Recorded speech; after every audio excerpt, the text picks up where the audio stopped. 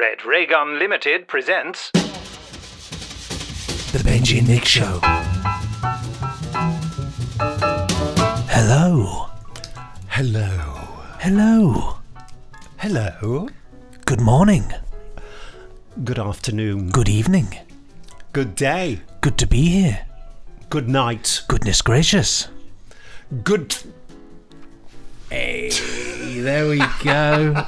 If you please, sir, may I have a goodness. Loch Ness? There we go. Straight away. Well, there we are. That was the Loch Ness game. It's not a game. It's not about Loch Ness. But this is the Benji and Nick Show, your number one podcast, and in this weird sort of thing today, sort of video cast. It's an odd thing we'll explain in a minute. What's going on? But we talk about cult television and vintage television, TV from the past, TV you might remember, TV you might want to forget. We put it out there, we have a little riff, we have a little chat, and we see how it turns out. Well, I couldn't have put it better myself. Today we're talking about Doctor Who, The War Games. That's Patrick Troughton's last adventure. Yeah, 1969. Arguably one of the most game-changing of Doctor Who stories, wouldn't you say? I think that is very arguable. Yes, I would argue that. Not that I'm feeling argumentative. I would argue that, actually. I'd argue about that. No, you wouldn't. Yes, I would. It's so good that we're videoing this today because I've got a cold and feel and look awful. And also this camera gives me a strangely pinky hue, which makes me look like I have a skin complaint or a drink problem, frankly. I just want to rest assured that I'm not this pink, honestly. I've just got a bad webcam, what can I say? The magic of webcams for you there. Our special guest reviewer, Shelley Dean, will be joining us direct from the US of A.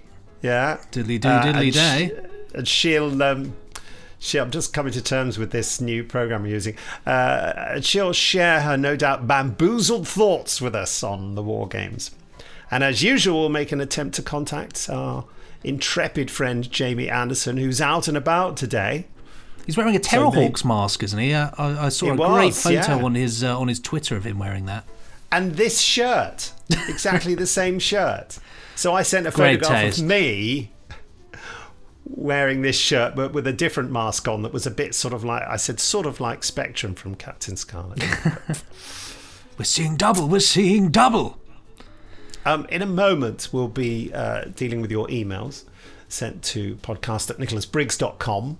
But first, the Benji Nick Show is proud to be sponsored by The Village Shop, the online e-store run by the Unmutual website and Coit Media Limited. Your one-stop shop for all things Prisoner, Danger Man, or Dangerman as we like to call it, and Patrick McGowan, including DVDs, Blu-rays, books, CDs, audio dramas, clothing, photos, homeware, and gifts. New items are added weekly. Benji Nick Show listeners can enjoy a 10% discount on all purchases by using the code Loch Ness 10. That's Loch Ness, all capital letters, no spaces, no punctuation. Loch Ness 10. Use that at the checkout. And as well as that, a further donation will also be made to Hope House Children's Hospice at no cost to you. So it's worth doing. Should we check out the Prisoner Shop, see if there's anything we can pluck out of there to chat about? Yeah. While we're checking it out, there's also another offer, and you use the code GOODNESS50. That's GOODNESS50. No spaces, all capital letters for the letters, and you'll get a 50% discount on Where Have I Been All My Life, which is Annette Andre's autobiography. Annette Andre is famous for playing Jeannie in Randall and Hopkirk. Jeannie. And there's a foreword by Roger Moore. 4 words by Roger Moore. Forward. I am Roger Moore. 4 words. Well, I plucked something appropriate out of the Prisoner Shop archives. You can get Callan Series 1, the audio drama from Big Finish, directly from the Prisoner Shop. Nick, would you like to explain why this is relevant? Well, it's relevant because the second volume of Callan is just about to come out from bigfinish.com this week. actually. So, and there's a big preview of it on the Big Finish podcast, which you can find at Big Finish. Not at bigfinish.com, at bigfinish.com.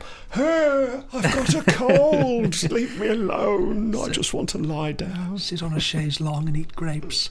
And you can, so get in there, research. I'm going to do that. He's leaving. He's going. He's actually leaving. We've got a refusal. He's refusing to podcast. Get the backup. Just Jamie comes in wearing your shirt. Which he's already wearing, bizarrely. Yeah, we don't even need to. It's somehow. I think it's been. I think it's been planned. But there we go. So do check that out and get involved. And because there's also nicholasbriggs.com, you might like to have a look at that, where there are all sorts of items available, which I will sign if you wish me to, and you can specify what I say and who I sign it to. It's all on nicholasbriggs.com. I've got a little note here to mention the Avengers and Diana Rigg, because sadly Diana Rigg died last week, but that's from last week's podcast, so I won't do that, except to say that I am watching the Tara King ones on BritBox when Linda Thorson took over. Do you remember I said there was at the end of Mrs. Peel's last episode, there was a closing title sequence which introduced Tara King more. Well, and then of course you go into the Tara King ones, and it's the classic Tara King starting sequence where there's the knights in armor, and the thing. She's running around in a little dress and jumping over a bridge and all this kind of thing. But then when I got to about the fourth episode, it may not be the fourth episode, I can't remember. It was an episode called Split, about people having the mind of a Russian agent called Boris put into their head, and they do this with their hand, like a claw, and then they start shooting people. It's, very realistic. Very. I could come up with that idea. Balmy. Well, anyway, and it was by the late great Brian Clemens, of course. But that episode has a completely different and unique title sequence. It's mad, isn't it? Because you would assume, like now, you wouldn't dare change something like that midway. I love the way they just decided that. Like 4 episodes in, why not? You see, that is where I think you're wrong. That's I've set an elephant trap for you. Because I think that this was the first episodes I don't know this for sure, so please write in and let us know, folks, to podcast@nicholasbriggs.com. I think this is the first one they did with Tara King, because the title sequence is very much like the closing title sequence they did in Forget Me Not, which is you see what I mean? And it's the yellow background and everything. And it's also those there's these sort of travelling symbols and a target going over them at the beginning as well. Similar to of course, the other one that you mentioned. Too Many Targets. Yeah. The Big Finish, the novel that Big Finish did an audio adaptation of, Too Many Targets, which has all the Avengers characters in, Mrs. Peel and Tara King. I don't think it has the new Avengers characters in, and Kathy Gale as well. Let me know, Avengers experts, if I'm right, if that was the first one. Tara King seems not very definitively written as well. It's interesting. Anyway, I didn't intend to talk about that, but that's the Benji and Nick show for you. That comes out. You never know what you're going to get. Interestingly enough, I thought is worth mentioning. So we're trialling videoing certainly part of this podcast. We're going to endeavour to do it all, but at the moment, we're at least going to give this a go and see how it works out. It's all part of a wider, I see that I blew on the microphone there, a wider plan of all sorts of magical things, but we'll keep you posted on that one. But this is certainly a step in the right direction, isn't it, Nick? Yes, it is. Is that what you're going to say about it? That was all I was going to say for now. It's right. I refuse to be video. Oh yes, I should have got the contracts ready. Damn. Contracts. Anyway, now to your emails sent to podcast at nicholasbriggs.com. Which do you want to read this one out? Yeah, I can read this one out, certainly. The subject of this one is Pertwee AD 1985. This was sent on the 17th of the 9th, 2020, in the year of our Lord 2156 from the future. Yes. This is from our good chum and also sound designer for Big Finish, Luke Peatnick. Hello, Benji, Nick, and latterly, Shelley and Jamie. I do hope you're having a stupendous week and are finding time to get out and smell the roses. Certainly am. Well, I sort of don't have much of an option. My house is up for sale at the moment, so I literally have to get out to smell the roses. Even Get though out. I would rather be sitting here doing work. But so if you see me aimlessly wandering the streets with a dog, that'll be why. Shoot him, put him out of his misery. I know it's a bit early for Halloween celebrations, but I felt duty bound to share this archive TV curio with you, a clip of Jon Pertwee performing a song and dance number as Dracula. The costume is not dissimilar to the one he wears as the Third Doctor in Season 7, which makes the whole experience even more disconcerting. I love it. It's so fun, isn't it? It's just sleep well, he says. I think that's what it is. Sleep well. I do recommend watching that video. Yes, Jon Pertwee very nearly mimes to it quite well.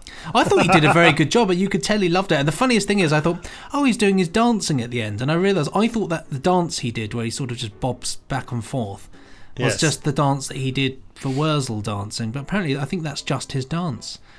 I think that's probably the only dance he could do.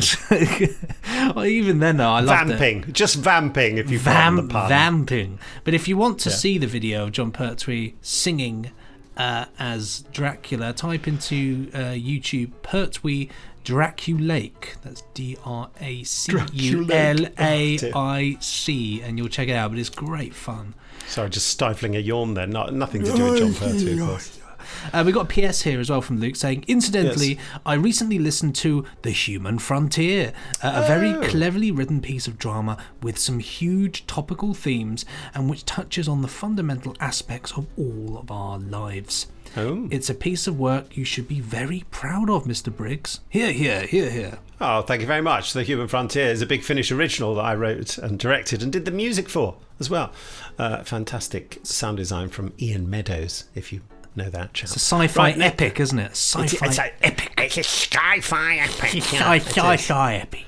It's epic. Oh, it's I thoroughly lovely. recommend it. Go and find it at bigfinish.com. Our next email is from Terry Boniface. Subject Randall Hopkirk brackets deceased. And it was sent on the 15th of September. In the year 2356, again from the future. Interesting. Dear Benji, Nick, and Shelley, the three who rule, or may that be, should that be the first, second, and third deciders? Hey. And Jamie. You may be more familiar with the reboot of Randall and Hopkirk Deceased with Vic Reeves, Bob Mortimer, and of course Tom Baker. But have you ever commentated on the original ITC series, a staggering 50 plus years ago? Is it really? Does the Benji and Nick show have an index? We have done Randall and Hopkirk. We have done Randall and Hopkirk, yes. It's really difficult actually as well. So we do need some form of way of finding all the things we've done. But we did Randall and Hopkirk Deceased quite early on. In fact, let me do a quick Google search. All right, shall I carry on with the email while you're goggling? Good idea. If not, the original series is definitely worth a watch. Agreed. If it's not currently listed as showing anywhere, there's some at the Daily Motion or YouTube.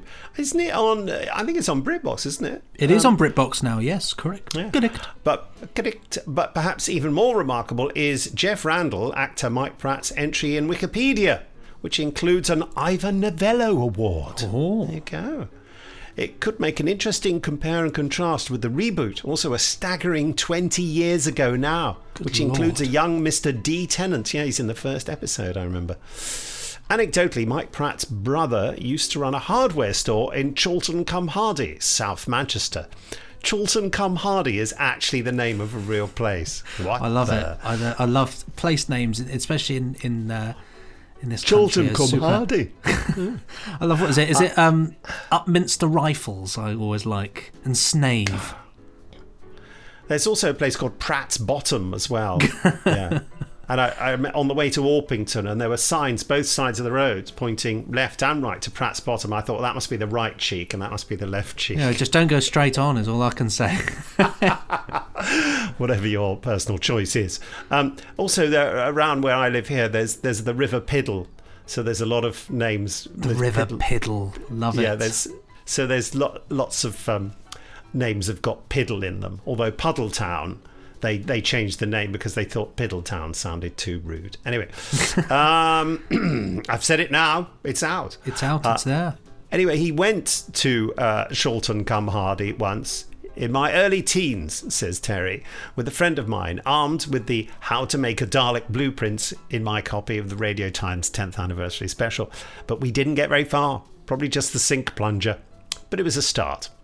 Anyway, hope you get a chance to enjoy. Yeah, Randall and Hopkirk. Well, we could do another episode of it. Certainly something to consider. It would have been nearly a year. It's actually only September at the moment. We did it on December the 17th. And all you need to do if you want to find that is type into Google the Benji and Nick Show, Randall and Hopkirk Deceased, and it will pop up and you'll be able to see it there. You can watch it on YouTube, Spotify, Apple Podcasts, SoundCloud. It'll be there. So if you want to check that one out, you can do. And it's also on the nicholasbriggs.com website as well. Certainly is, yeah. And we discuss it on there, so get involved. But yeah, there will come a point where I think we'll start going over a few things again, because especially what we've discovered. Just start repeating ourselves word for word. Let's start. Okay, the first podcast, let's go back and just rewatch Doctor Who, Daleks Invasion of Earth 2150 AD, and have a great time. So we should get someone to transcribe the podcast, and we'll just read it out very badly. We'll just do the same podcast. Each other's parts. Perfect idea. You could be me, and I could be you. Yeah. This is it. This is the future. We could do that sort of thing, like how Mousetrap is just the longest running theatre play of the same. Yes. We could just do that. Just do the same podcast every week. Yeah. It's an idea, isn't it? With increasing sort of tension. Until yes, that's very interesting. Here's a bit we haven't seen before. We did have that once, didn't we, with the Big Finish podcast, where I messed up the recording and we had to do the whole thing again, and then we spent the whole time wondering whether we'd said things before or not, or it was crazy. It was crazy. It was madness. It was madness. Well, we got one more email here. Yes. Just adjust my headphones, which are sitting rather graciously on my Benji and Nick Show cap. Nice, which you can't buy yet, but we'll sort that out. We'll sort that out, yeah. Here comes the umlaut test. Off you go. Well, it's the word doppelganger, isn't it? Yeah. So... but with an umlaut on it, shouldn't you pronounce it doppelganger rather than doppelganger? I suppose that is true, yeah, doppelganger. Anyway. Yeah, it's true. I've never really thought to say doppelganger in any other... the anglicised version is doppelganger. The doppelganger. This one's from Neil Ellen. So with no umlaut. With no. I don't think you put an umlaut. Oh, you can. It's all gone mad. It's all gone wrong. This was sent on the 15th of the 9th, 2020, in the year of our Lord 2133. Again from the future. These time travellers keep coming back to visit us. That's definitely a time travel theme from the future in this podcast. Hi. Like both you guys, I'm a great consumer of vintage TV and film, and I'm always looking for vintage films I've never seen before. So, I was looking through my Radio Times last week and I saw the film Journey to the Far Side of the Sun on the Horror Channel. I'm vaguely aware of it being a Jerry Anderson film, but I've never seen it before and where it fits into the Anderson universe. So I sat down and what a ride this film gave me. It had everything, including apparently all of the cast from Anderson's UFO or UFO. When I say all, I mean every single on-cast member. It's even got the same cars. It had Roy Thinnes, the bloke off Invaders. Finnis. I think he pronounces it Finnis. Ah, okay, right. It had Roy Thinnis, the bloke off the Invaders, a Quinn Martin TV production. The Invaders, a Quinn Martin TV production TV show, whatever it is. Yeah, I bought that a while ago, actually, on DVD. I think I remember you actually mentioning. I sent you a video. I sent you a video of it. That's right. God, what a world! Yes, it's a very well-made show. Well, I expect so too. It's a Quinn Martin production. A Quinn Martin production starring not David Hedison. David Tennant. David Goodison. Who plays Roy Thinnis? He plays Roy Thinnis is the actor, and he plays. Oh, what's the name of the architect? Architect David Vincent. Played by Roy Thinnis. They say architect like we're supposed to be impressed. Oh, he's an architect. Okay, he's not just a milkman or something. He's the proper job. Well, I suppose it would have to be a good production, because if it was, a Quinn Martin production and then it was like paper plates balancing on a can of beans, you wouldn't the Dalek invasion of Earth. Like the Dalek, exactly like that. Then you wouldn't be impressed. But yes, that literally it does look like when they balance a paper plate on a stick and do that funny act. It does look like that, doesn't it? It does. All the great I'll show you something in a minute. Your paper plate trick. All the great Anderson vehicles you'd expect, with convoluted ways of docking or landing. Why have a vehicle with 4 wheels when 36 will do the job just as well? It's like a millipede car. It's got an interrogation room scene, which includes poor Roy Thinnis being spun round at a chair as George Sewell and some dolly bird scream questions at him. It's very bonkers. Oh, look at that. The fly. Oh, superb. This is the repurposed mechanoid there in all its glory. It was repurposed by the manufacturers. They couldn't sell mechanoid toys to anyone, so they put legs on them and turned them into... mechanoids are from Doctor Who's Story of the Chase, 1965. So they repurposed them as spaceships. Well, I bought them not even knowing what a mechanoid was, I think. Lord. And now you use just trying to make this visually interesting, this hypnosis. Podcast. You will watch the mechanoid with legs, and you will obey. You will give me £5 sterling. At least. Yes. Yes. That's anyway. very good, isn't it? Clubbed to death by his own mechanoid. That's one for the gravestone. It's got smoking. It's got a lot of smoking. Even the demonstration models of rockets in the head of European Space Agency contain cigars. I suppose it's very stressful running a space agency. Patrick Webb, the head of the agency, seems to be having some sort of breakdown. If he's not ordering the execution of eyeball spies, he's screaming at astronauts in intensive care tubes, presumably with a massive cigar in his mouth. I've got random acts of violence. I keep second guessing. I keep second guessing. It's Roy Thinnis, isn't it? Or was it the Roy Thinnis? Roy Thinnis. Roy Thinnis' wife gets a slap just for going out to see a church in Lisbon.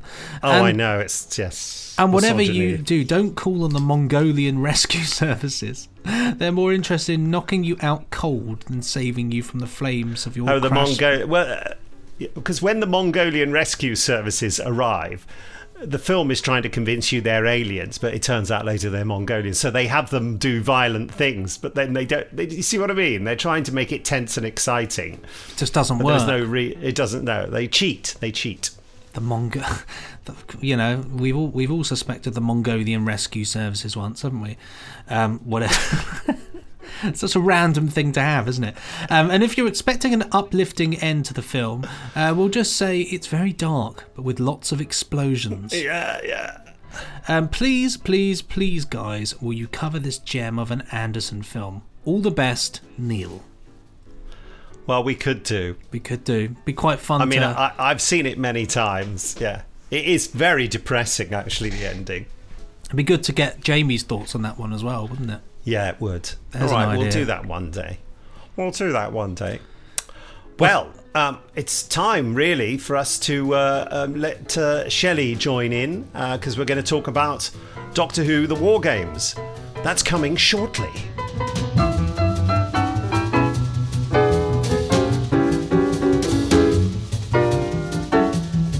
So, hello, Shelley. Hello, gentlemen. Welcome to the first weird video Benji and Nick show here. Yeah, I have to remember that I'm on camera and not like pick my nose or do things. Let me pick your nose. Yes, do visually interesting things. Yes. That was very interesting. Yes. Now, so we're talking about Doctor Who, the War Games. Now, before we start, I've no idea what's in this email, but there's an email from a regular email to us, Thomas Hodden, about the War Games. Okay. He says, evening all, recognising that your current endeavour, the War Games, is quite an undertaking for many listeners to follow along with, I took the liberty of gathering some of the plot points of this 10-part epic that are often overlooked and even go unmentioned in many articles about the story because, let's face it, there is an awful lot of plot to unpack in the bum-numbing runtime. First, the obvious. The War Games was the end of an era, the swan song for the entire regular cast of the show that, when it returned, would effectively be relaunched and rebooted for a fresh new audience. As such, a lot of effort was spent cramming an epic of unparalleled proportions onto the small screen. Well, I say unparalleled, but it was shorter than the Daleks' master plan. It didn't feature any of the established villains, didn't have the galaxy-spanning scale, or the vibrant chase through history, and, you know what, let's not go there.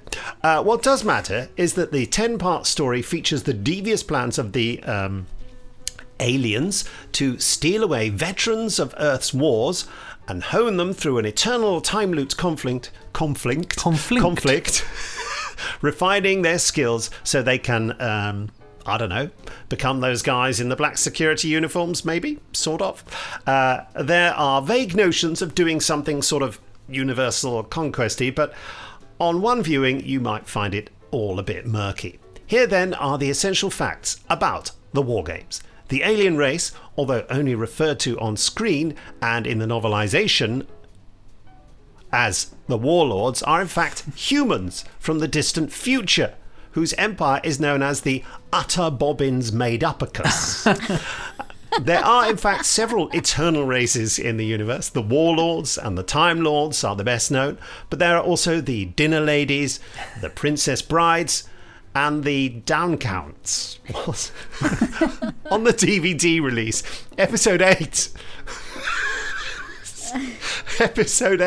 was replaced with a documentary about cheese. Nobody noticed. The French Chateau scenes were filmed on location at Crinkley Bottom. This is a cultural reference that will go straight over Shelley's head, and you're lucky. And Noel Edmonds can be seen on the edge of the screen in several scenes. A popular DJ. Various unnamed guards, soldiers, and historical rebels were played by Giant Haystacks. Oh, great. Who's a wrestler. He's a wrestler, yeah. Eunice Stubbs. Brilliant. Barry Chuckle and David Prowse. What more do you need? The magnet touchscreen props were stolen from the set of Play School. The resulting fistfight spilled over into the Blue Peter Garden and legally cannot be discussed in detail until the records are unsealed in 2076. A lengthy scene in which the villains explained that they could just invade Earth at one of the more primitive times when their weapons would make unto gods to the pitiful mortal Earthmen was filmed but never broadcast. I hope these facts offer some insight to your viewers who would have yet to experience this story. Yours, T.E. Hodden. Thank you. Well, it sums it up, doesn't it? I mean, job done as far as I'm concerned. Let's go home. Yeah. So the incredible thing about this for me, Shelley, Nick, is making you watch this. Okay. So suffer this. All right. Well, it actually works out good today that we're doing this visually because I have a visual prop. Oh wow! Oh, look at that preparation. Hey, that's amazing. That is superb. I love the fact that you did that not knowing we were going to video. I had no idea. You just thought you were going to wear it anyway. That's superb. That's beautiful. And it's this is like my 4th iteration of it because I kept getting the eye, like where I couldn't actually see out of it, but I can see out of this, so I could function this entire thing wearing this. That's it. It's like some sort of backwards COVID-19 technique. Everybody's going out with a mask. I can breathe it in, but very cross. No. So I'm one of the whatever I guess you said they were humans. I couldn't figure that out. Well, he was saying that, but are they the I don't war? There's know. only the warlords, but it's in the book. I don't know. The email was a bit confused there. It's in the book they're called the warlords, whereas in the TV series there's only the warlord. it's only the one. Right. Yeah. But they don't say who they are, do they? Yeah. Anyway, I sorry, couldn't Shelley. figure that out. No, that's fine. So, as stated last week, I did watch all 10 Ooh, you're brave. You're very episodes. brave. Well, because what am I going to just watch the last one? I mean, I have no Yeah, I suppose idea if you what's don't- going on. I mean, it's bad enough that I've never watched Second Doctor at all. So Wow. So this is a yeah. really And new this was thing my for you. first, obviously, my first Second Doctor, therefore my first Jamie, my first Zoe, which was interesting because I know the two of them so well personally that to finally get to see them as their characters was just super, it was super fun for me, so that was, Wow. yeah. So Come on, tell us what you think. Tell us what you think of the Second Doctor to start with. Oh my God, I loved him so much. I loved him. I thought He's my favourite. he just, what he brings as the Doctor is just, that whimsy, that seriousness, that whatever the moment needs, he's able to be that, completely be that, encompass the entire essence of the Doctor as far as I'm concerned. I adored him. I thought, and the act, just in general, the acting in the entire thing was phenomenal for me, which is, it can be, I don't know, something about the 60s. Acting was so big and so large always, but these guys just, they everything was kind of inward. Didn't you think it was quite big? I was watching it again. I was kind of imagining seeing it through your eyes. I think she might think that this is all a bit hammy. Well, the extra, like the running around, all the, the guards and all that stuff, yes. But I'm talking the Doctor and the two companions. I felt, having never seen them before, having never seen any stories with them before, I felt like I knew who they were. I got a complete sense of their abilities, and you always question why the Doctor chooses who he chooses to be with him on his, on his journeys. And sometimes there's been companions where I've gone, why? Don't know. But these, I could see 100% why Jamie was chosen and why Zoe was chosen. So, but the rest of everybody else was massively loud and yelly and screamy and loud noises and everything that you expect. Did you like the security chief who always spoke like this? What a stupid fool you have been. he thought he was in the Sunmakers.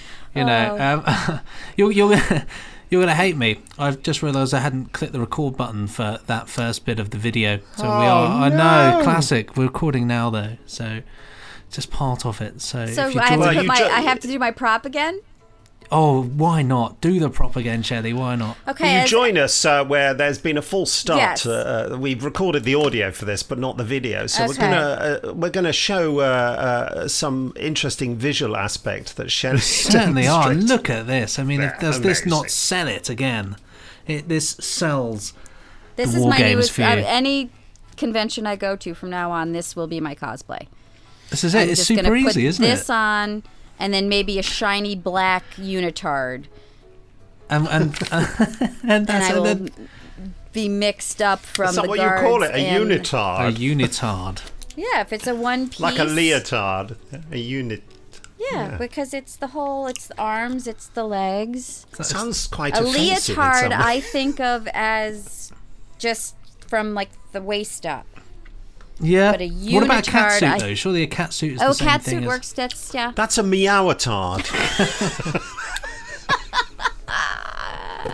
Very well done. Very With well. Benji's cat ears. Yeah. Yes, which you can sort of see. Wait, don't lean forward. Just lean back. There you go. I feel a massive tangent coming on here. I was just watching an episode of The Avengers where Tara King turns up at the beginning of an investigation where a robot's been murdered, and they're all treating it like some guy's died, and they go, we're going to have to operate, poor George stroke X05. Anyway, she turns up and she is dressed in a leotard with a cat eye mask and a big fluffy green tail and fluffy paws and everything, and she just walks in like this, and they go, Steed doesn't bat an eyelid, but everyone else looks at her. She said, I was on the way to a fancy dress party. But she conducts the entire investigation wearing the catsuit and the mask. She never once takes it off. Doesn't think, maybe I should be a bit more sympathetic here and take the mask off. You know? When she has to go to some bloke's apartment to investigate something, she says, I'll go with you. And then she goes, wait, you don't have any dogs, do you? Like they're going to chase her around because she's a cat. That's funny. Anyway, sorry. That's funny. For those of you, if indeed anyone is joining us on the video, you will have missed, for technical difficulties, a fantastic summing really up by was. Shelley I'm gutted about the Second Doctor, and it's really and his companions. It's amazing because I have seen the War Games approximately 5,033 times. Okay. I have no external perspective on it at all, so I don't know what the Doctor and the companions would look like to someone who knew nothing about them, and it's really it's lovely to hear you say that. Because for me, Patrick Troughton is the best Doctor because, outrageously, this is my opinion, that all the other Doctors following Patrick Troughton have in some way done an impersonation of him, because he is the Doctor who is the one who goes to planets to right wrongs and to intervene. The first Doctor didn't do that. He just went snooping around and wanted to get back to the TARDIS, and there was always a reason why he couldn't get back there, more or less. He really didn't have too much of a moral crusade going on. But Patrick Troughton's Doctor was the Doctor who is the eccentric, the clown, and the crusader all mixed together. And to one extent or another, all the other Doctors have referenced that. And I know Matt Smith said to me that he said, I love Troughton, because, in Victory of the Daleks, Matt Smith had to say the final end to the Dalek Supreme. And I said, they've told you about that line, have they? And he went, what? And I said, it's what Patrick Troughton says in Evil of the Daleks when he believes the Daleks to have been utterly destroyed forever, as he sees the Dalek city in flames. Patrick Troughton says, the final end.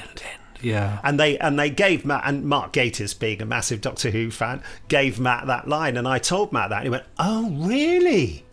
Oh my God, right. I said, you can't watch it, unfortunately, because it doesn't exist anymore, that one.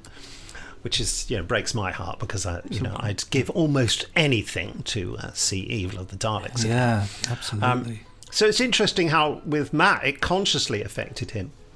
I think all the Doctors owe the biggest debt to Patrick Troughton, actually. I think with Patrick Troughton as well, it's so interesting as well, with Shelley, realising that magic that Patrick has, and it happens to so many people that I know who have started the Doctor Who journey, and they've not seen any Patrick Troughton. I was the same. And interesting, I remember I had a book before, because Patrick Troughton, obviously, I think he's the Doctor with the fewest amount of stories in existence. So he was always a bit of a mystery to me. And whenever I used to watch Doctor Who, which is on videotapes, and if I was lucky on UK Gold, it was always normally the later stuff, really. And so he was a bit of an enigma to me too. And all the photos I saw of him tend to be of him looking quite serious. And he's got a wonderfully lined, he's got the most beautifully lined face. I mean, when actors are handed out faces, I mean, he got the winning ticket with that one, because it's just superb. He can look very frightening, can't he? He can. Well, he's got that great ability as well, that he can click like that. He can go from the clown to deadly serious to being slightly menacing. And he can look, like you say, he can look frightening. When he looked scared, it scared me as a child. I mean, in the existing episode of Evil of the Daleks, for example, when he suspects the Daleks are behind it, he's asking questions. he does that thing where he keeps his eyes open. He's going, and these creatures, and his eyes start to water. And he looks petrified, and then the Daleks burst through the door, this Victorian house, Doctor! And he's scared of them. And as a child, it makes you scared because the person you trust is scared. But, then he rallies and he's brave. But that's the interesting thing that Patrick Troughton could do that I don't think any of the other Doctors have done as successfully. The ability to look scared. I always think that's great in a hero if your hero can look scared. Because there is a level, isn't there, in that way. Humanizes. He's a Time Lord. I understand that, but it gives that sense of he's not perfect. It's very relatable. But it draws you into the drama as well, doesn't it? Because you worry for them more. If they're kind of like, I've got superpowers and I can deal with anything, you're just like, well, then I don't like you much. Yeah. When there's no sort of high stakes to it, is there? It's like, my personal favourite Doctor is John Pertwee, and I think just purely for nostalgic reasons. But there is a level with his Doctor that you never really feel he's in any danger, not really, because he's supremely confident. Yes. He's in control, and he's very wise, and and he sorts the problem out. But you're completely on the money with that one with Patrick Troughton. That there is that level of vulnerability there, and there's just that smattering of, but will he actually be able to do this? Yes, he's always seems to be half on the verge of panic and doubt. Isn't he? He's always got that. Of course, I was talking to his son, Michael, the other day, and he said a lot of his dad's performance, and I've always thought this, or since I became an actor, I've thought this. A lot of his performance is based on getting thinking time for remembering lines. So a lot of that hesitancy is because I learned this when I was doing weekly rep in the theatre. What you do is that you learn something really, really quickly. You need time to think, to bring it back. So you start developing mannerisms in your performance that give you that time. So coughing is a really good one, clearing your throat, hesitation, that also, and he does all that. He's like, yes, well, and most of his yes, wells, and I see, none of those are in the script. He's saying all that while he's thinking there's that thing about a spaceship coming up. I've got to remember to say that, and Michael said, there was a lot of that in my father's performance. Oh, that's interesting. But he does it with such confidence, whereas William Hartnell, who was suffering from a brain disease, basically, he was trying to do that, but he didn't have the quickness of thought to do it, and so his performance keeps falling off the rails, I think, with William Hartnell. You see that he's lost it, it's gone, he doesn't know what to say. And the other actors, you see like an electric shock go around the cast where they're like, no, I'll say something, and they all try and do it at once, and then he thinks of it and interrupts them, and it's just a car crash. But they carried on recording. And likewise, did you notice, Shelley, that these episodes were sort of filmed more or less in one take, all 25 minutes. So there were mistakes. The way when I was watching it, I tried to put myself into the place, because we're so used to binge watching things now. We're so used to being able to see from one episode into the other episode into the other episode. I wanted to get that sense at the end. This is a cliffhanger moment. When they aired this, they didn't know what happened to him for a week after. So when there's that I don't know what episode it was, but the scene where he was like trying to convince the baddies that he had gone on their side and he was going to go against the resistance, and he was like, yes, and it just kind of ended. And I thought, people spent a week going, oh my gosh, the Doctor has turned, he has gone against the resistance, so it was just, I tried to put myself into that, because I was watching it one after the other, because there were 10 of them. Yeah, it's a lot to get 10 through. of them, and I kept saying, I'd get through one. I'd be like, okay, how are there 9 more of these? How are there 8 more? Like, it kept going, and and not to say that I wasn't enjoying it. I was engaged. It's a the lot whole of it though, time. and there needn't have been. You could have chopped that in half. Yeah, there was so much Easy. about it that I was like, how are that? What else could happen? And I said that, and my daughter was like, oh, a lot can happen. A lot more is going to happen.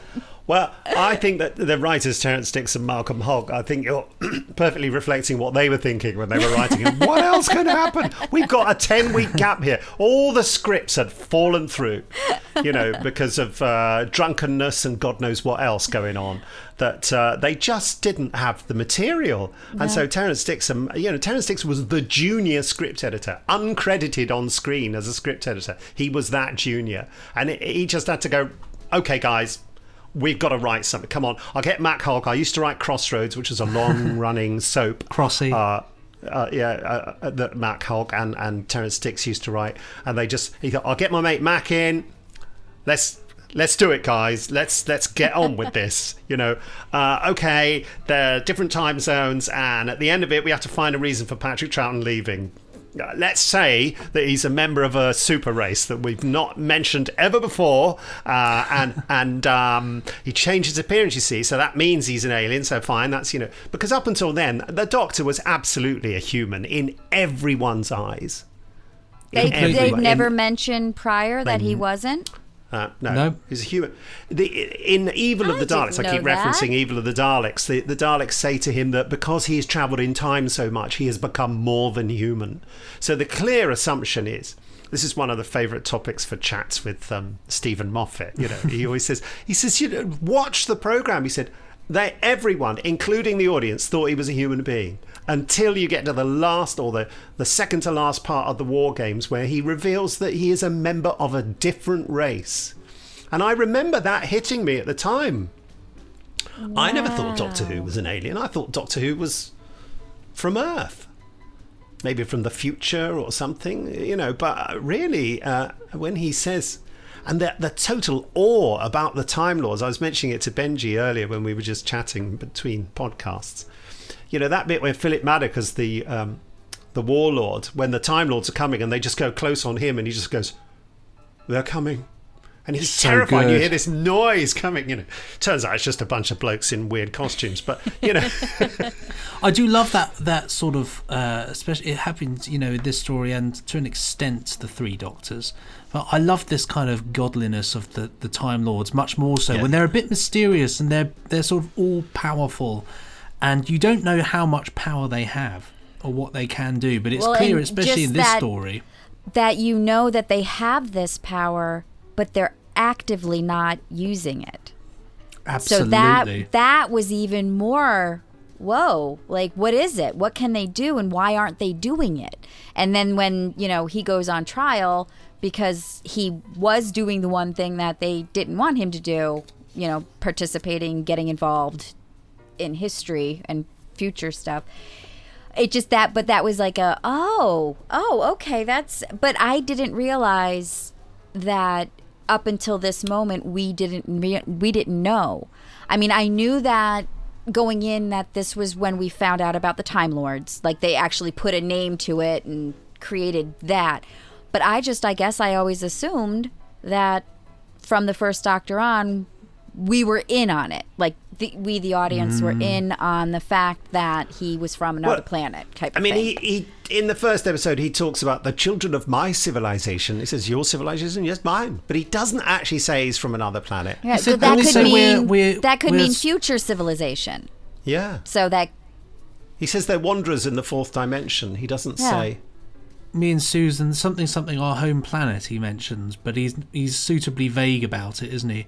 Yeah. Me and Susan are something from our exiles from our own planet, but you don't. But it's never really touched on again. And if you're a viewer, and there's also the meddling monk. It says he's a member of the Doctor's race, doesn't he? Or one of the Doctor's people, or something. It's all very vague. And if you're a watcher, I mean, if you were an avid watcher from the start. And which I suppose there were people, but maybe not to the extent of Doctor Who now, where you sit down and Doctor Who's your thing, and you know it all. Now we can rewatch and pick up things that we missed, but back then, you watched it once. And you think with the War Games and all this padding that they're going through it, they never thought we'd be watching this again. This was, as far as they were concerned, it was a couple of weeks, bish bosh boom, out there, and then it's out now. We'll never see that again.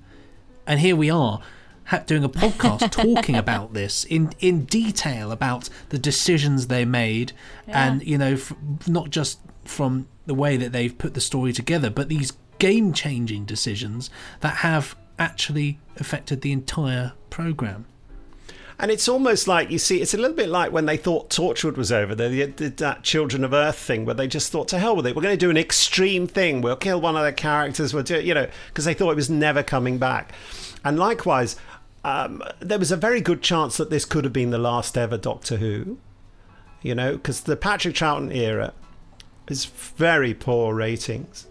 And even though I love it, there's a lot of shoddy nonsense, and the quality of the writing did descend quite alarmingly during Patrick Troughton's reign. And I'll just put it out there, I think one of the reasons he decided to leave is that he probably thought, I'm doing this bilge every week, it did step up with John Pertwee. I think they thought, I think we're going to take this a bit seriously. Let's think about science. Let's think about the implications of this, and let's also that pressure though as well from moving to colour. You've got that added pressure of like, we have to kind of make a success of this. This is gonna. Although no, they fully believed that they were going to just do one series with John Pertwee. I spoke the other week, didn't I, about why that article in Doctor Who magazine that revealed that it was because the BBC got a deal with Cliff Richard to do a variety show on Saturday night that secured that lineup, that made Doctor Who a safe part of that and secured its future for quite some time. But yeah, I think that Doctor Who had really run out of time, and Patrick Troughton had tried to resign a bit earlier. There's an apocryphal story about him kind of going bonkers in the canteen and saying, I've had enough of this, because it was all year round. They just got a holiday from it. They did the job all year round. They did 36 episodes a year. I mean, William Hartnell used to do 46. Jeez. But they used to have time off in the summer, and there was a break in broadcasting. But it was a hell of a job. Every week, more stuff to learn. No wonder the Doctor coughed and ummed and ahed. Well, and it was very physical, And he's in his 50s, for goodness sake. Oh, jeez. So old.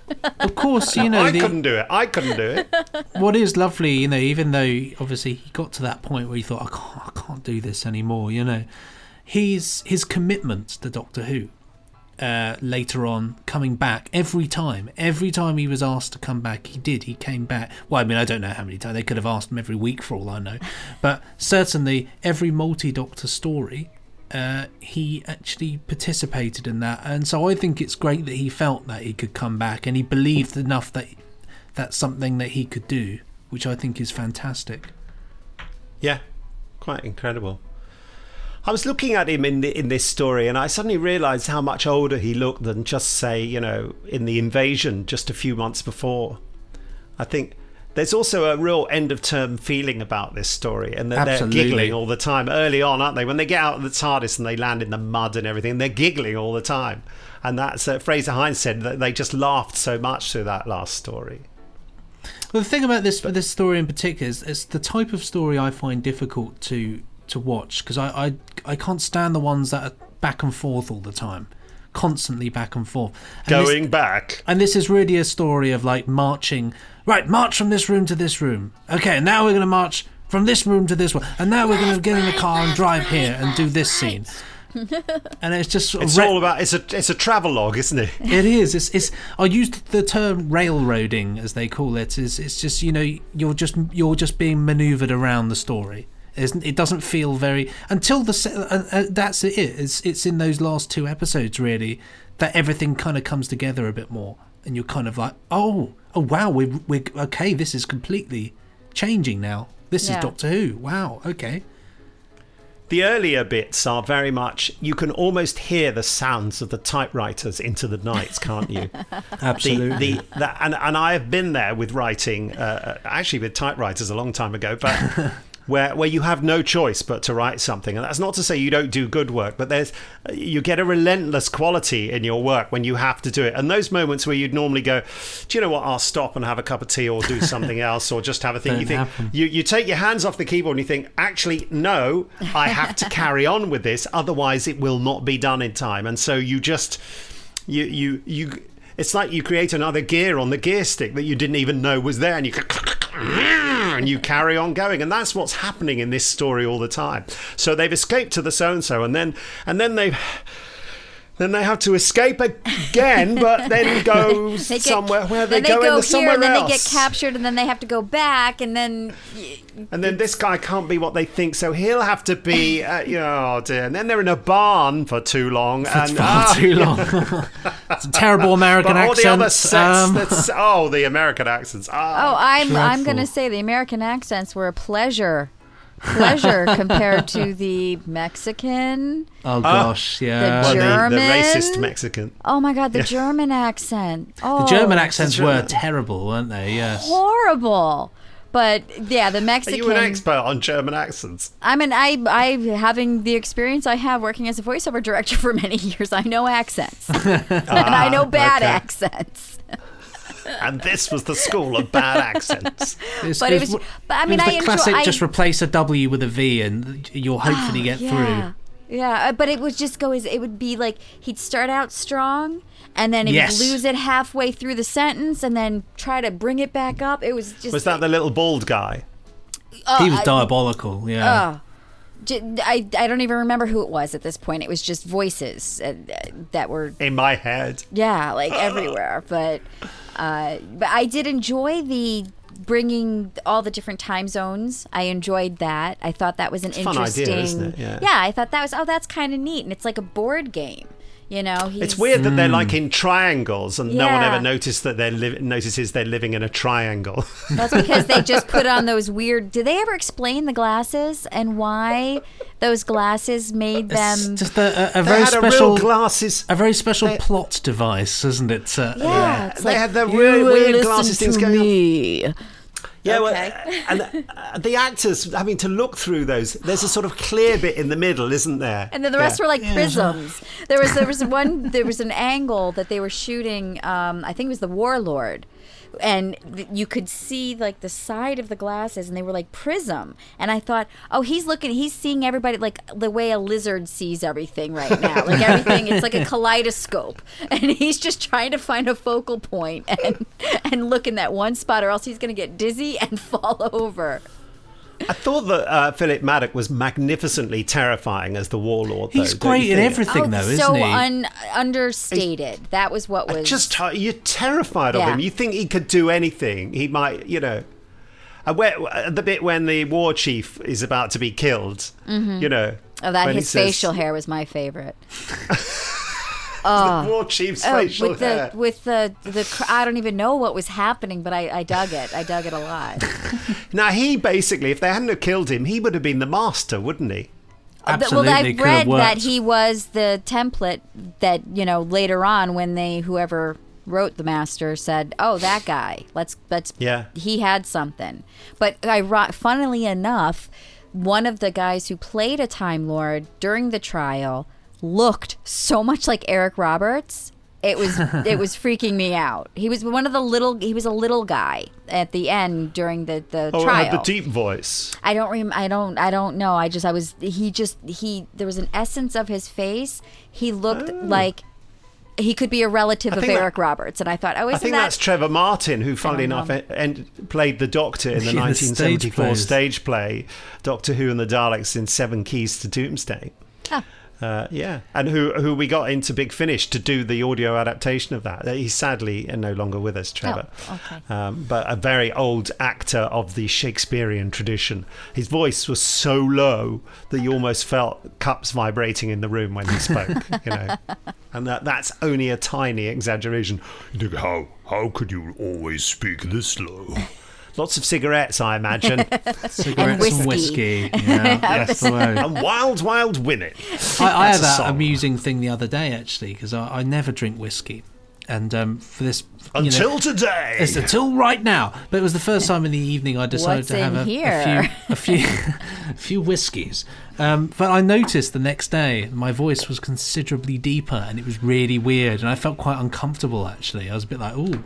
I sound odd. This is odd. This is weird. Very strange. It's like when you get a cold, your voice changes and it becomes that sexy thing. You're like, you get really. Well, I mean, to wrap this up, as I think Nick was about to do just then, I'm going to give I this... could talk about it forever. It's one of those ones, isn't it?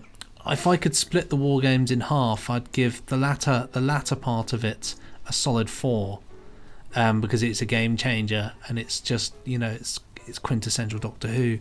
I'd give the early part a 2 because it just bored me to tears. So that's how I'm gonna. That's actually how I'm going to do it this week. There are your exclamation marks. What about your exclamation marks, Shelley? Since this was my first experience with the Second Doctor. Sorry, I was thinking about Second Doctor. I think you'll find. I was averaging Benji's numbers in my head, and I came up with 3. So that's where that came from. But since this was my first experience, I loved it so much. I don't have any other comparison. I'm going to give it a 4.5. Brilliant. Wow, that's good. So is that the top half, the long bit of the exclamation, or the dot at the bottom? Don't know. You decide. Yes. I've so much more to say. Shut up, though. I can't watch this without crying. I mean, really seriously crying cried.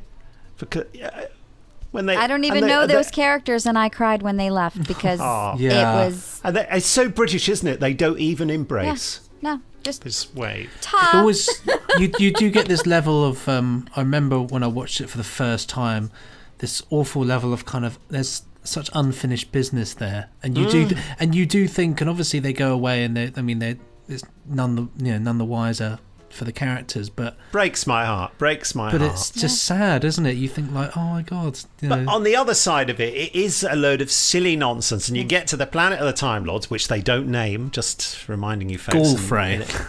In a TV comic strip later, they named the Time Lord planet as Jewel because no one had named it, so they just got on the Time Lord planet Jewel, and it wasn't until the Time Warrior that they called it Gallifrey, didn't they? Yeah.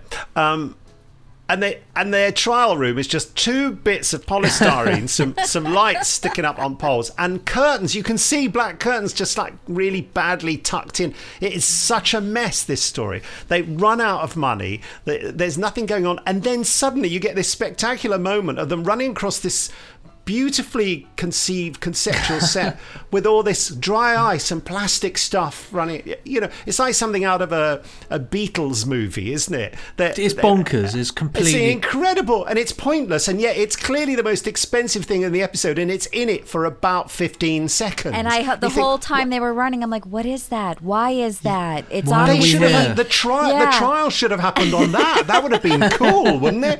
And they just used it as a place to run away through. It's a lot of breathless nonsense, and Patrick Troughton's performance, I love him. He's getting so broad towards the end. There's that bit when the Time Lords say something to him, and he virtually turns to the camera and goes, he's like, oh god, and it's so gurney, and kind of you can see he's kind of thinking, can we just get this over with so I can get down the pub, is what it feels like. But he's such a pro, and it's in his soul that he's still, in spite of all that, in spite of the exhaustion, in spite of the fact that I reckon he was pretty pig sick of it and was only in it because he liked Fraser and Wendy. Absolutely, he still manages to deliver the goods. And it's can't watch it without crying. As I've said a million times before, there I was left. The episode ended. I had no idea that that's how it was going to end as a kid. I'd not read any newspapers or anything. And my mum said, "Are you all right?" And I said, "I think Doctor Who just died." I was totally traumatized. Aww, baby Nick. And they put up this random slide picture of John Pertwee afterwards that said, "And Doctor Who will return in 1970 with John Pertwee." And I thought, what? I thought they'd said John Fairfax, who was a famous oarsman who just rowed across the Atlantic. So I spent, about a year thinking that someone who rowed a boat was going to be Doctor Who. The child mind is just, I love it. So funny. So what am I going to give it? I don't know. I want to give it 1, and I want to give it 5. I don't know, somewhere between the two. Nick gives it 100. 100. I give it 100 exclamation marks for my emotional breakdown I'm suffering.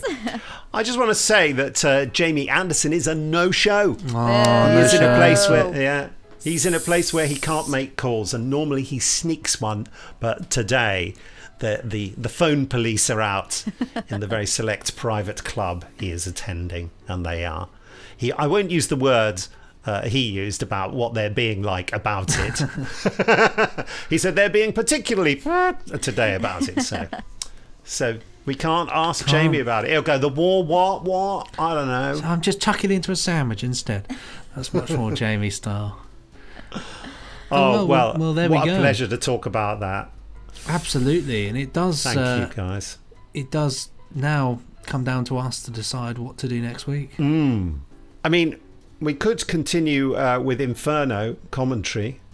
Now, there's an idea. There is an idea. I know you've seen it all. Now you've seen it all, Shelley. Yes. You can do an enthusiastic commentary part to it.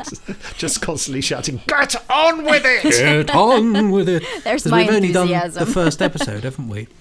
Yes. So we got. Should we do another one. episode 2 of Inferno? Why not? Inferno Commentary. Let's do it. Inferno. Infernout. Well, this has been quite long, but we had plenty to say. In that case, so we go close to the microphone now. Close to the microphone. I love the fact that Shelley's making notes. So it looks like speak I've got to these guys again. These are my notes for the show today. You're good. I'm a professional. nerd. A professional. Doesn't it used look to make like notes. I've got a huge handlebar? I suppose it won't to you, but it does on the screen. Yeah, no, I It can. Yeah, looks yeah. like I've got Yeah, a the huge shadow, yes. moustache. Yeah. You look like Jason King. Thank you very much. Anyway, don't forget to send your emails to podcast@nicholasbriggs.com, podcast@nicholasbriggs.com. And from me, Nick Briggs, it's goodbye. From me, Benji C, it's good be. And for me, Shelley, it's bye. Pressing stop now. Ka-chung!